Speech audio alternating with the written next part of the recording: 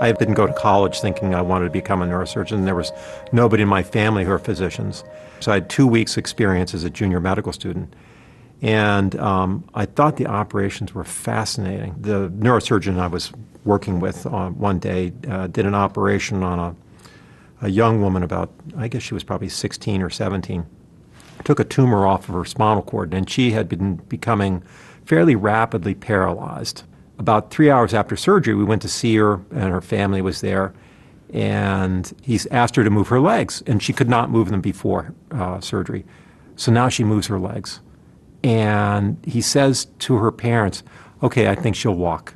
I mean, it was unbelievable, unbelievable that you could have that kind of impact on somebody's life.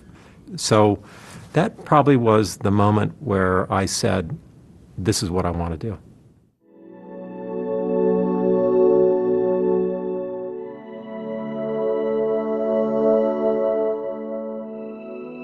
He was a freshman in college and passed out in class, and no one knew why, and no one knew what happened. And here was this young, vulnerable child. I mean, he was 18, and everyone in the unit just gave him the best care possible, and we kept thinking, we don't know if he's gonna be alive.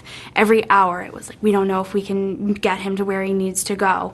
And every hour he got a little bit better and a little bit better, and it was a very long haul. His family was the most amazing family. They were so involved in his care, and they took the time to really get to know the nurses, and so it created this relationship, this bond that was just incredible.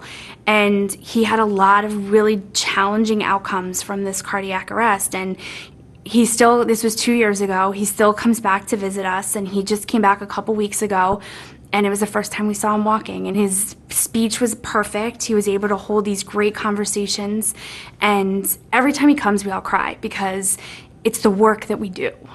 And it's the reason that we work, and it's really exciting.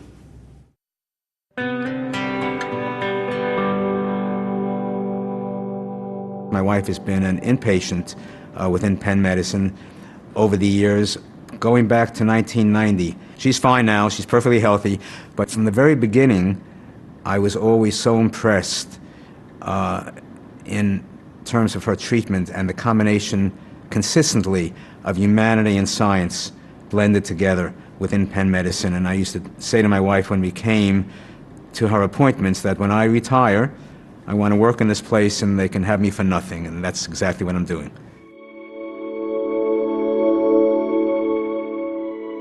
The highlight of my day is when I receive a letter from a patient or a patient's family. And I received a letter like that today from a patient that one of my physicians has been taking care of. And she talked about how Dr. Bashara, after 2 very long surgeries that day, went out to the waiting room and spent time with her family and called her husband, who was at home taking care of the children. He went the extra step to make sure that the family knew that their daughter and their wife was safe and that the surgery had gone well. And to me, it's so wonderful when patients can not only come here for the talented physicians, but that they also realize they're getting the highest quality of care. And it's that compassionate care that our staff provides that really makes a difference for this patient and for her family. And that's what Penn Medicine is all about. My father was a Penn employee for 23 years, and he was a plumber. He took extreme pride in his work and working for Penn. My dad suddenly passed away while at work, September of 2004. As a nurse, I just felt like I would always have that opportunity to take care of my parents whenever that day would come, because I had the skill set to do so. And just like that, it was gone. And so for me, hospice became a healing journey for myself. It kind of, while I was given to others, they were given to me without even knowing it, and it really helped my heart to heal from that loss, because in essence for me, it was everything that I didn't get to do for my dad.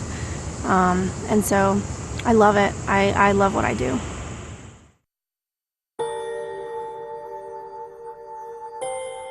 There are a lot of people who feel that oncology is a depressing field because you're dealing with people who have life-threatening and potentially deadly illnesses. The thing about oncology is that it's exactly the opposite. It's incredibly life-affirming because people are facing a diagnosis that makes them reassess their lives and focus on the things that are important. And to be able to participate in that as a caregiver, it's a real privilege. And frankly, it's a gift that our patients give us every day.